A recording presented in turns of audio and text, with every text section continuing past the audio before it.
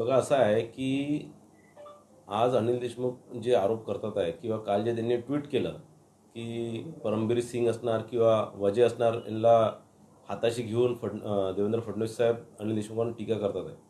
आता मला सांगा की हे जे वजे आहे हे बडतर्फ अधिकारी होते. बडतर्फ असताना 10 वर्षापासून ते बडतर्फ होते. त्यांचा मागचा जो कारकिर्दी होता, त्यांनी किती भ्रष्टाचार केला, किती प्रॉपर्ट्या जमा केल्या, किती मोठे मोठे त्या पोलीस डिपार्टमेंटमध्ये त्यांनी मोठे मोठे म्हणजे कांड घडून आणले आणि म्हणून त्यांना 10 वर्षापासून ते बडतर्फ होते. आणि अनिल देशमुख गृहमंत्री झाल्यानंतर पहिलं काम अनिल देशमुखांनी कोणतं केलं तर या बडतर्फ अधिकारी या वजेला परत पोलीस डिपार्टमेंटमध्ये सामावून घेतलं. सामावून घेतल्यावर हिला कोणती साईड पोस्टिंग दिली नाही. हिला मुंबईमधल्या सगळ्यात मोठी जी पोस्ट आहे ती एका इन्स्पेक्टरची ती पोस्टिंग त्या वजेलला दिली.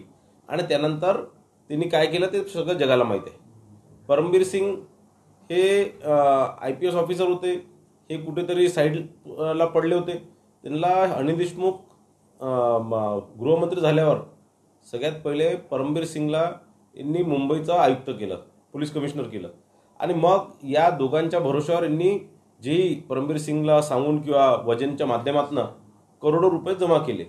आज हे जे ज्या बडतर्फ अधिकारी ज्यांना यांनी स्वतः घेतलं, ज्यांना यांनी स्वतः कमिशनर केलं, त्या सगळे लोक आज कसे देवेंद्र फडणवीसांचे झाले हे मला कळत नाही.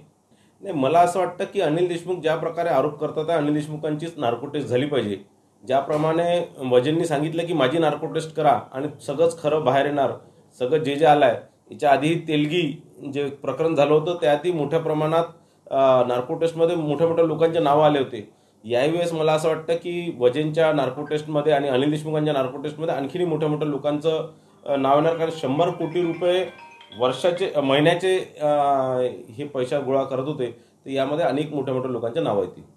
बघा असं आहे, अनिल देशमुख जेलमधनं बाहेर येऊन मला वाटतं 2 वर्ष झाले आणि 2 वर्षापासून त्यांनी एक शब्द या संदर्भात कुठेही बोलले नाही, कुठेही वाच्यता केली नाही. आणि लगेच निवडणुका आल्या, 2 महिन्यावर निवडणुका आहे आणि त्यावेळेस या प्रकारचे आरोप करणे म्हणजे हे राजकीय हेतू मनात ठेवूनच या सगळ्या प्रकार हे चालू आहे.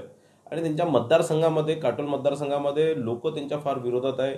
त्यांना 100 कोटी रुपयाचा हिशोब मागत आहे, जाब विचारत आहे. मागच्या 5 वर्षापासून कोणताही विकास काम त्या मतदारसंघात झालं नाही, त्या संदर्भातला विचारपूस करताय.